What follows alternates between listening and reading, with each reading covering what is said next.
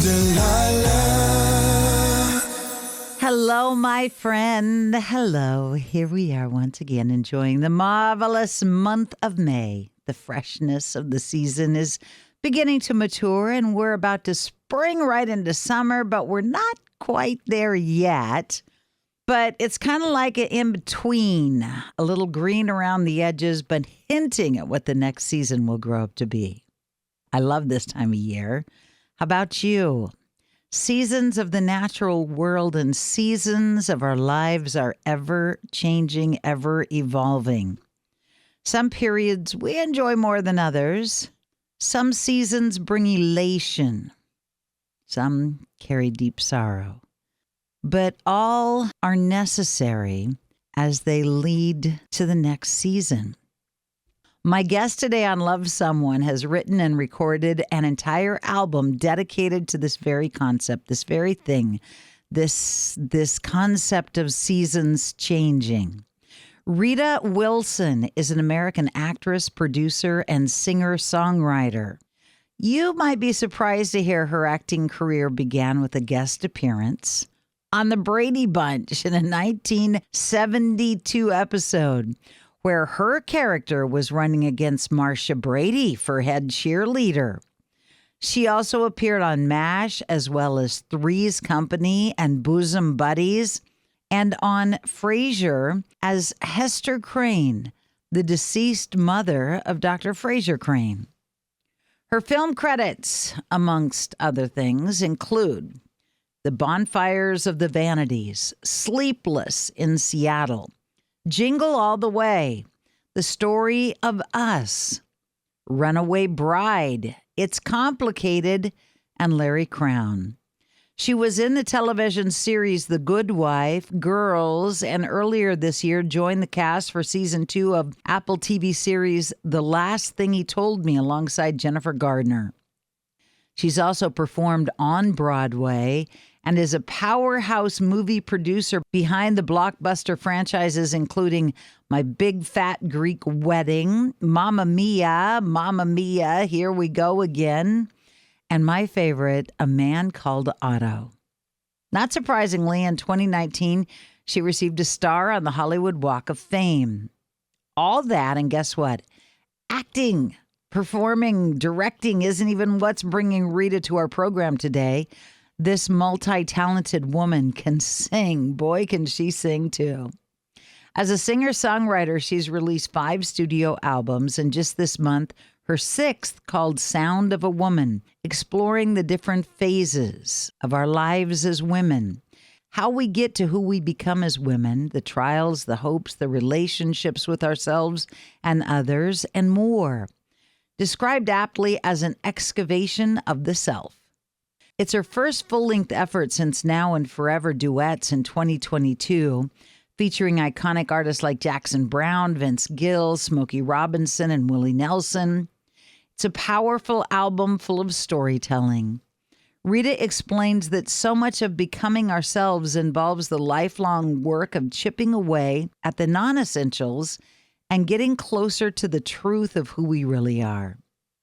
Rita Wilson, the singing storyteller, will be with us today, sharing the stories behind Sound of a Woman.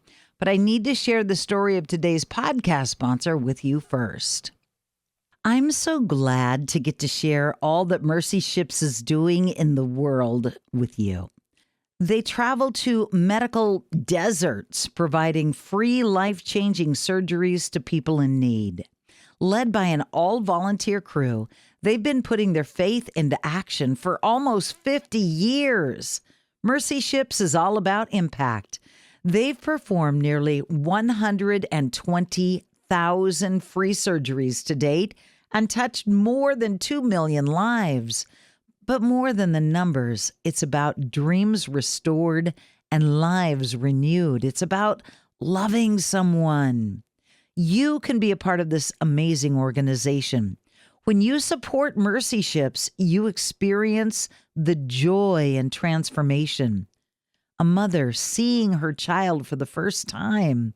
A child finally able to run and play and dream and just be a kid. Visit mercyships.org to give or learn about the other ways you can get involved. That's mercyships.org. Hi, Hi, beautiful. how are you? I'm wonderful. How are Oh, you? I'm well, thank you. It's so good to see you. Where are you in this darling It's the whitewashed? tree house. It's actually the tree house. It's the office. Your office is a treehouse. Yes, So you're in a treehouse and I'm in a barn. How exactly. cool are our lives? It's very good. It makes it feel less officey. You look fabulous, and Thank you. Thank you so much. Takes a excited about this. village, as I say. I'm excited about this project because I started this journey last fall where I just got sick and tired of being sick and tired and said, I need to feel like me again.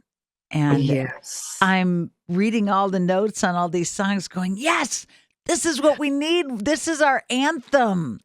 Oh, I love that. We need an anthem. First off, we need to realize we're not alone.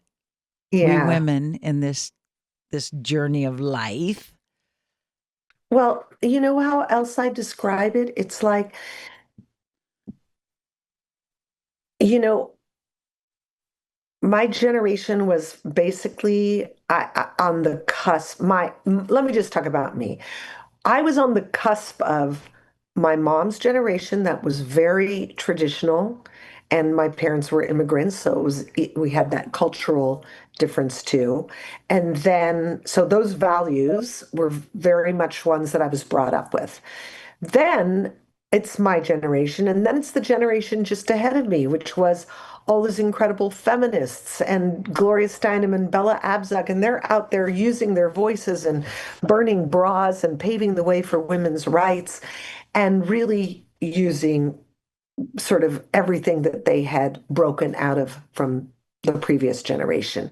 So I was a little too young to be a part of that and very much influenced by my mom's generation. And so I think it took me, I'm a late bloomer. I think it took me a long time to really use my voice in that way that I felt could say something about my own experiences of being a woman over the course of many different phases of my life. Because, we're not the same people that we were 20 years ago, 30 years ago, 5 years ago, even a year ago. So, what is that like? What are we saying? What do we want to explore? And that's really what the foundation of the album was. And the fact that we have permission to explore it We because our do moms didn't. know our moms did not have permission. It's very true. And yet, my mom was such a strong person, and she worked within the confines of what society could tell her that she could do. I'll never forget just one experience, which was I was little, maybe 9, 10 years old, and my mom took me to go shopping. And my mom was never raised her voice, never said anything publicly that would look as if it was rebellious in any way. But um, a guy was trying to cut her off of a parking spot. And my mom was in the right. I was watching all of this. And she took her parking spot. And the guy got out of the car and started yelling at my mom in this very disrespectful way. And my mom is just putting the coins into the meter. And she just spoke back to him in the most strong, clear way. And I had never heard her defend herself in any way. I'd never heard her talk back to anybody. And I was like, you can do that? Like, way to go. And I remember being so proud of my mom. And Wow. that was really interesting. I had never seen a woman do that before. Wow. That was that generation, and I want to say also, Delilah, that there are so many women, young women that I admire and I think, wow, they have had the benefits of the generations before because they use their voices in such clear ways. And I've learned from them. I'm like, yeah, look at that girl. Go, girl. I'm going to try to do that. I learned so much from my adult daughters. I am such a much better person today because they've been parenting me. Exactly, exactly. What I think we're missing is that multi-generational um, community. You know, I have a lot of younger friends because I want to hear what they're doing, and they want to hear what. How did you do it? There's Because one you did it before it was being done. who did it. You did it. You did it. You said, I don't care that, men usually do this and men usually produce this and men usually write that. And I'm going to do it. And you did it. Thank you, thank you. I feel like the things that I did because, for example, on Greek Wedding, I really wanted to support this amazing writer, Nia Vardalos, to make her project that she wrote. And back then, when we were making it, they said, well, we want, some names that they threw out there to be the lead. And I said, why would you do that? Would you tell Jerry Seinfeld he couldn't be the lead in his movie or Ray Romano that he couldn't be the lead? And it was because she wasn't a big star, but she knew the character inside and out. So I've always felt it much easier to support other women and to advocate for them in their dreams and what they want to do.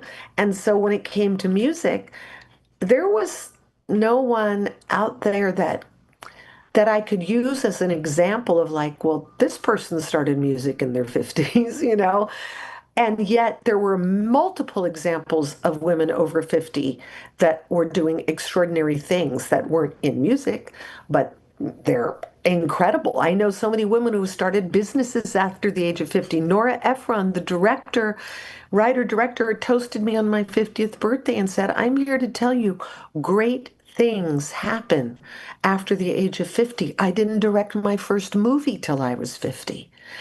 And that really opened it up for me in the songwriting world. And there's nobody writing about what I'm writing about right now because it's very specific to having lived a life. Yeah, And you could not have written this album, Sound of a Woman. You could not have recorded these songs. You couldn't have spoken to these truths 20 years ago, 30 years ago, because you had to live these stories and live these experiences. And I love that.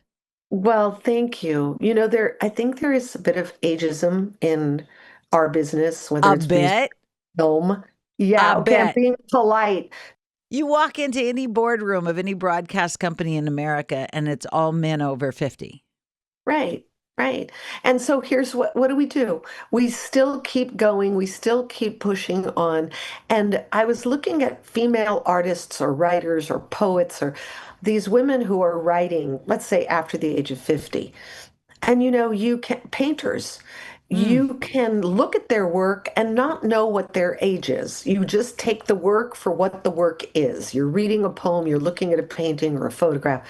But when it comes to our business, where you're seen either as an actor or a performer, they attribute an age to you that already categorizes you as a person and not you as the artist. Like if you didn't know who I was and I put a new name on my album and put it out there, somebody might look at it completely differently it's just because true. they're listening to it for what it is.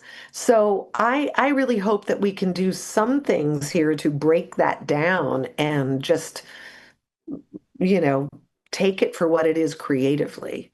When you look, like you were saying, when you look at the body of artwork, though, of women, painters, dancers, performers, whatever, there's such layers of richness as they mature, as they develop, as Yes. they grow older, because Yes. they have all those life experiences that are layered into whatever their art form is. And Yeah. we celebrate that.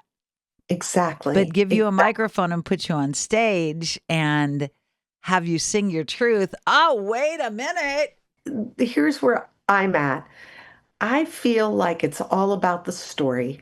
And if somebody wants to hear a good story, they're going to like this album. They're going to They see love themselves in this it. There's a album. song in there called Your Mother, and it's was inspired by this thought that do we did we really know our mothers, and do our children really know us?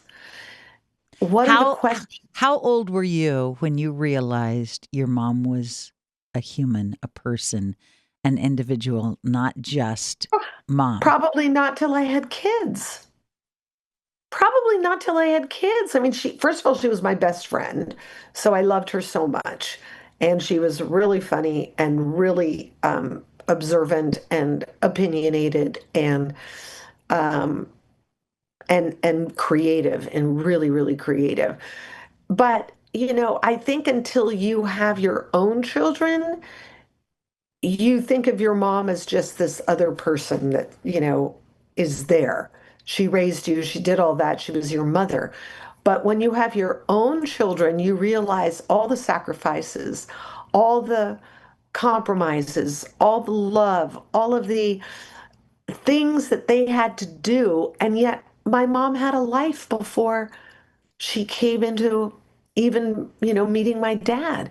And I had a life before meeting my husband and having my own children. And I want to, at this age now, I tell my kids everything. I just want them to know everything. And it's like sometimes, Mom, that's TMI. They don't want to hear everything. But I do feel like it's really important. We're adults now.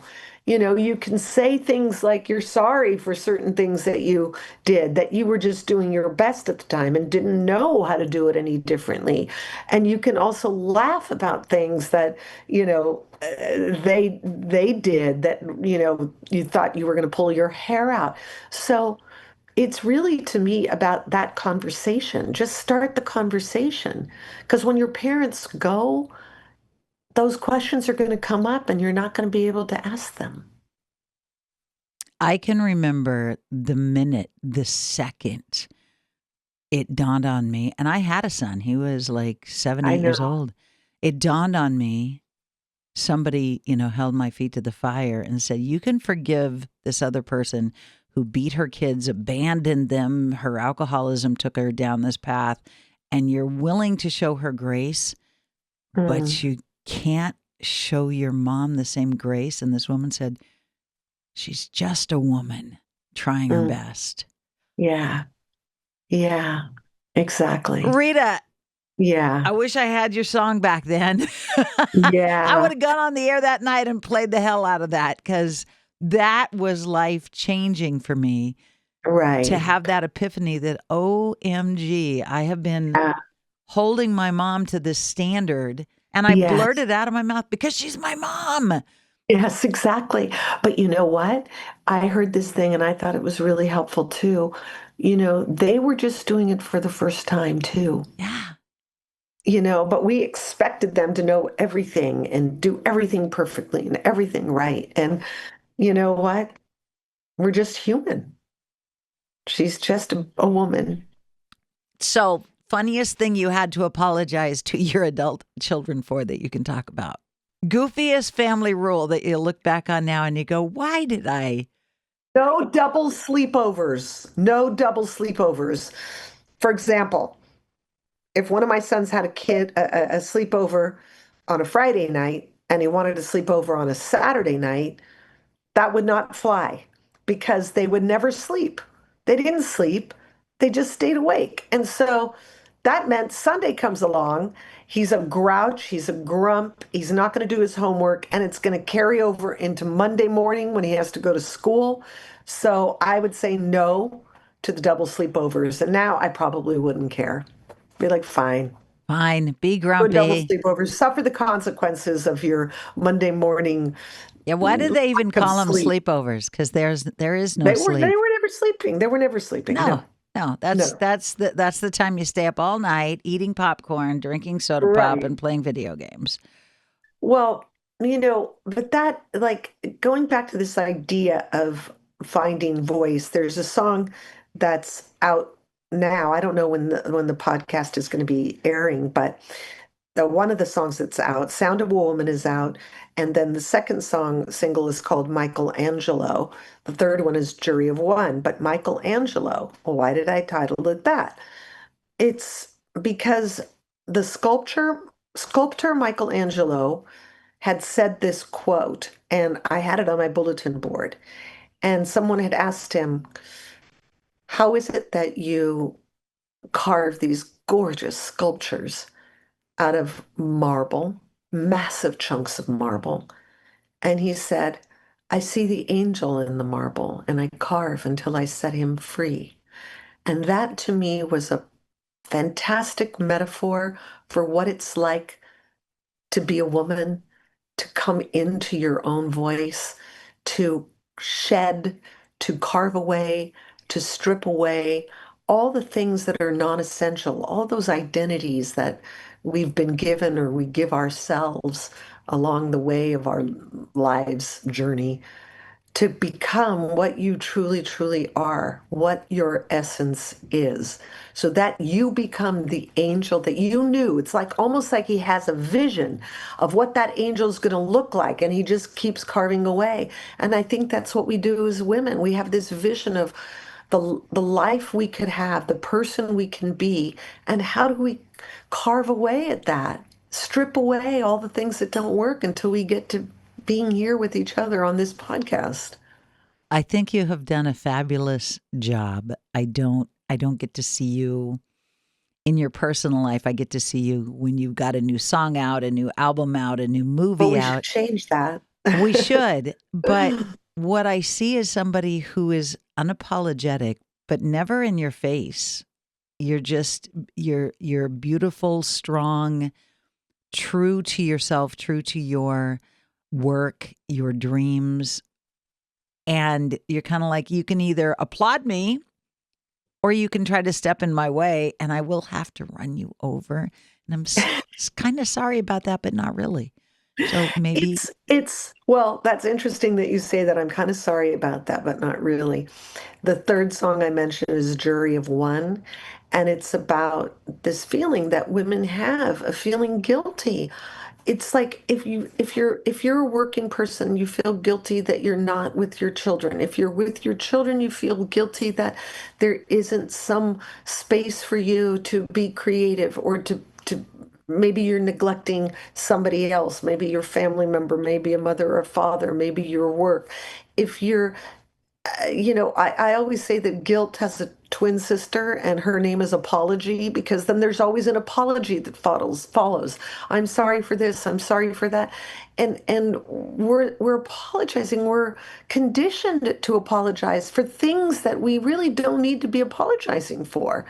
Of course, that we always have to apologize if we're wrong, and I'm a huge believer in taking accountability for those things that we do that are our mistakes. But or we on should, purposes, mistakes or yeah, on purposes. yes, exactly.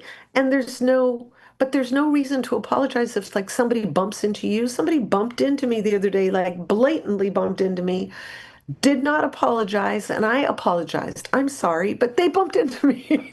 It's like, I'm apologizing that I was here when you slammed your body exactly. against me. I'm apologizing for my existence in this spot, in this very moment in time. And that's the sort of thing I started thinking about, because it's always a tear, it's always there. And I try to be more aware of that, just to be able to be more present and more honest in the communication. If I don't have to say I'm sorry for something that I'm not sorry about.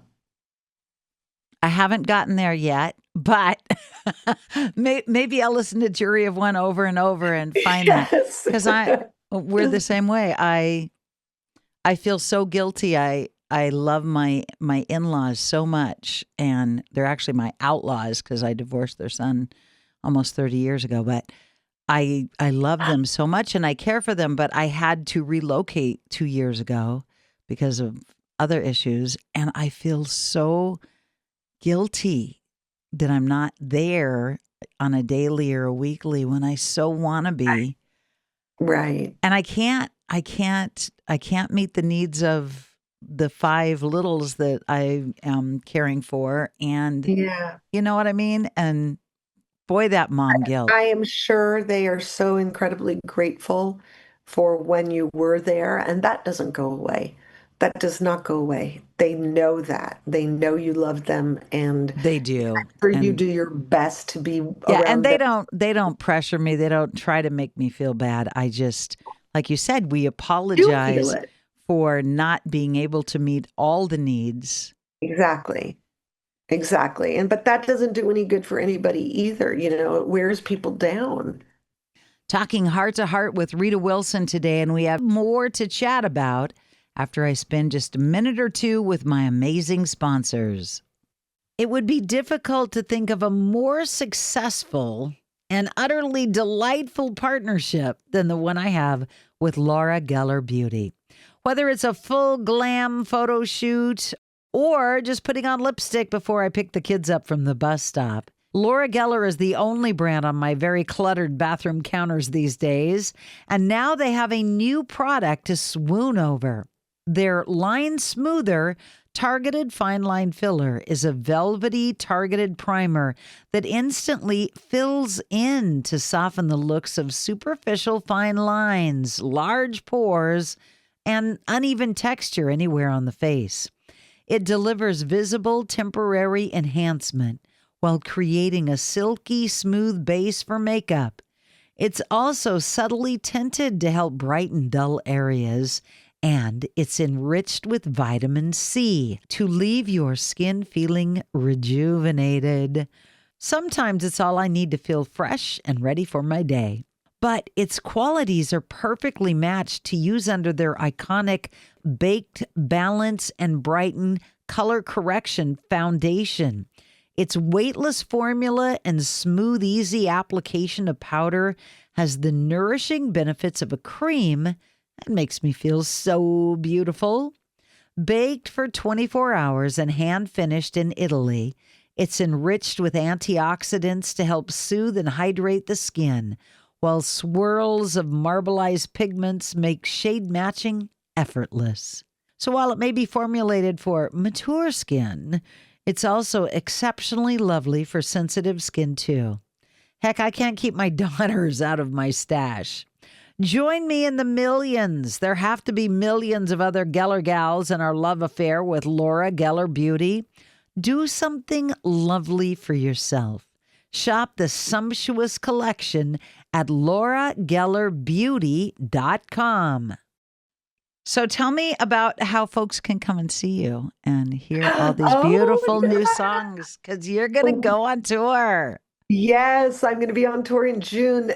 Now, this is just the beginning of the tour, so it's really just a little bit of the South and the East Coast and a little bit of the Midwest, but I'm coming back. So all tickets can be found on my website, ritawilson.com, and you can come and see us. I'm really excited to perform this album, and I'm also doing, for anybody who lives in New York, I'm doing something called the 92nd Street Y.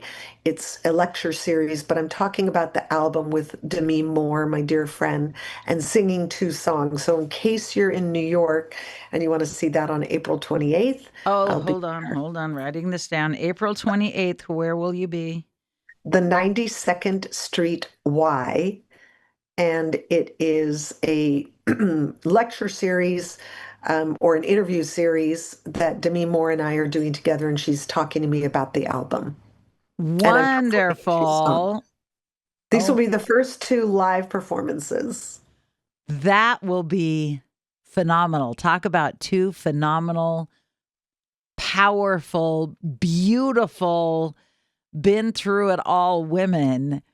The energy is just going to, if you could bottle the energy you guys are going to have up there, She's an amazing woman and incredibly inspiring what she has accomplished and done in her life, the struggles she's had, what she's gone through, and how she's come out on the other side is pretty amazing. And another incredible woman I want to talk about is Amy Wadge, who I wrote most of the album with. We wrote 9 songs on the album together, and she's just an incredible songwriter. And I always like to give credit where credit is due. Of course. And she has quite a backstory, too. Yeah, yeah, amazing. She's written so many hit songs and has Grammys, but she wrote Thinking Out Loud with Ed Sheeran, which who doesn't love that song, you know? But that's the kind of soul she has. So people can go to your website, get the tickets. I know you're doing like a winery tour. Oh, yeah, it's all city wineries. So if you like wine, come on down. Yes, so I'll give you some of the cities: Atlanta, Nashville, Pittsburgh, Philadelphia, Boston, St. Louis, Chicago, New York City. I And think I might be missing something in there. do you have an entourage? Do you have like your daughter or friends or somebody you're going to just like do this? Are you doing the bus thing? Are I've we? got to tell you, you know it takes a village, It right? does. It does. It's so intense. But yeah, I mean, it's fun. And exactly, we're looking right now if it's going to be a bus or if it's going to be plane. I'm voting for bus. I love bus because you're all together and it's so much fun. That So we'll see. that is the ultimate double up sleepover. Oh, that is totally the ultimate. Oh my God. I That can't think is of anything definitely, more fun than going on a bus tour with you. that is so true. Oh my God, I love it. Four of my Very girlfriends and cozy I, to sleep in those bunks, you know? You have these little curtains that close and the rhythm. It's like being on a train. It's really good. four of my girlfriends and I are taking my 5 kids that I'm raising right now, along with one of their grandkids, and we're doing a road trip this summer to go rock hounding and climbing, taking the kids to look, climb in caves. Oh, wow. And How I fun. suspect there won't be a whole lot of sleeping going on there I either. don't think so. I don't think so. Actually, though, there will be sleeping driving from one place to another. They will be I'll be sleeping, but since exhausted. we're the ones driving, Oh, never mind. yeah, Yeah, you will yeah. not be sleeping. I'm You will I'm be on taking a caffeine. 25-year-old motorhome, and my girlfriend Katie has like a 12-year-old motorhome, and then 3 Jeeps are going to be in the caravan. Oh, And you're caravanning. That's a blast. yeah, yeah. I I wish love it. we. I love camping. I love camping. I love it. Of I course love you it do. Your so much. office is a treehouse. Exactly. Rita Wilson, thank you for spending this time with us. Sound of a Oh my goodness. Woman. Can't wait to see it. Can't wait to hear it. Can't wait to experience it. Gonna figure out how to get to the wine tour, the winery, all city wine tour, so we can see you and give you a big hug. Oh, thank you. Thank you so much for having me. And let's find a way to get together when we're not just on Zoom. On Zoom. Yes, exactly. Well, thank you again. Have a great rest of your day, and I will see you somewhere on the tour. Perfect. Thank you, Delilah. Thank you so much. Say hi to Deanna and everybody. All right. Bye-bye, hon. Bye. Sound of a Woman is out now. It was co-produced by Rita and 9-time Grammy winner Dave Cobb. Most of the project was co-written by Rita and Amy Wadge, who won a Grammy for Ed Sheeran's 18-time platinum Thinking Out Loud. Not simply a footnote, but as yet another sparkling faucet to her beautiful wholeness is Rita's dedication to her rich and loving relationships. As a friend, as a daughter and a sister, as a partner in her 40-year marriage, as a stepmother and mother, and now as a grandmother, all of which informs her latest offering. Rita says her hope is that this album gives people insight into all the many phases that women experience over the course of their lives and empowers them to look more closely at the women sitting next to them. realizing there may be a lot more going on with her internally than what we see outwardly.